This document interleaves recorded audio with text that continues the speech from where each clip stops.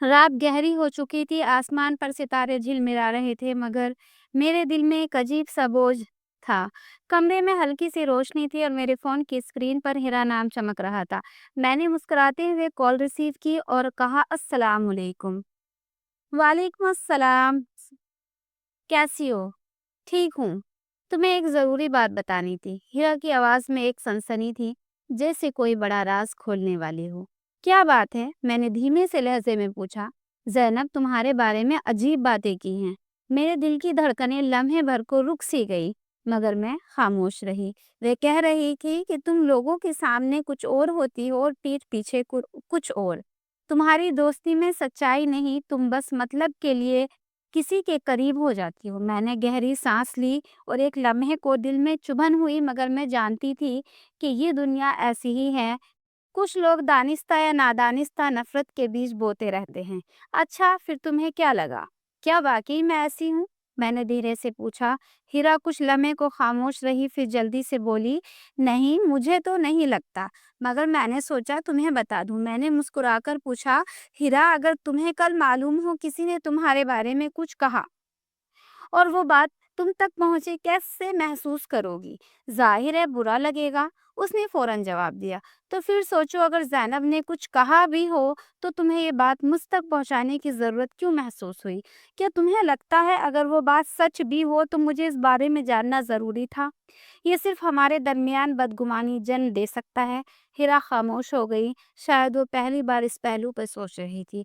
मैंने बात आगे बढ़ाई, अल्लाह ताला का फरमान है, जिस चीज़ का तुम्हें इल्म नहीं उसके पीछे ना पड़ो। यकीनन कान, आँख, दिल सब बाज़ पास होंगे। कभी कभी गौर किया है कि हम में से हर कोई यही सोचता है वो तो बस खबर कर रहा है, मगर हकीकत यह है कि वो एक चिंगारी को आग में बदलने में मदद दे रहा होता है। हम औरतें अक्सर चुगली और बदगुमानी के जाल में ऐसे उलझ जाती हैं कि अनजाने में किसी न किसी के दिल को जख्मी कर देती हैं। हीरा की आवाज़ मध्यम हो गई। वो कहने लगी, मेरा मकसद बुरा नहीं था, मैं तो बस तुम्हें बता रही थी। यही तो मसला है हीरा, शैतान हमें ये एहसास भी नहीं होने देता हमने कब किसके दिल में नफरत के बीज बो दिए। क्या तुम ज़ैनब की बात पर यकीन कर लिया?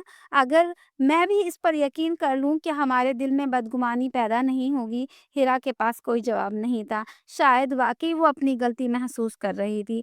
कुछ लम्हे के बाद उसकी आहिस्ता से आवाज़ आई, मैंने कभी इस ज़ाविये से नहीं सोचा था तुम्हें बुरा लगा। ये बुरा लगने की बात नहीं, ये सोचने की बात है। अगर हम अपनी ज़ुबान की हिफ़ाज़त कर लें और हम इस बात को एक दूसरे से एक्सचेंज करने से बच जाएँ तो कितनों के दिलों में नफ़रत के बजाय मोहब्बत पैदा कर सकते हैं।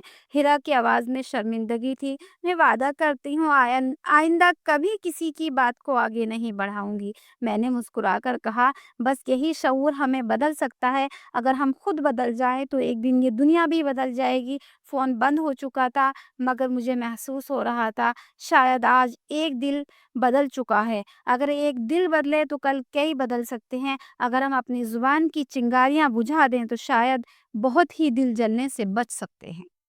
अगर आपको मेरी स्टोरी अच्छी लगी हो तो प्लीज़ मेरी वीडियो को लाइक कीजिएगा, कमेंट कीजिएगा, शेयर कीजिएगा उन लोगों को जो इस तरह से आपकी लाइफ से जुड़े हुए लोग हैं।